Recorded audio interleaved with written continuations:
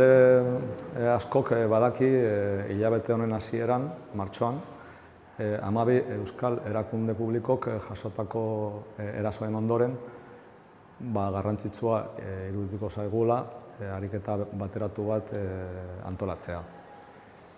Eraso zehatz bat simulatuko dugu, parte hartzaile guztiei tresnak emateko honako hauek uler ditzaten. Batetik, zer gertatzen ari zaien eta bestetik nola erreakziona dezaketen horrelako egoera batean. Honen motatako ariketak zertarako balio du. Gure kasuan balio zaigu ikuspuntuak trukatzeko eta arazo orokorrak identifikatzeko. Baina batez ere, bakoitzak gure esparruan ikasi dugu inzidente baten aurrean beharrezko ahaleginen eraginkortasuna hobetzeko.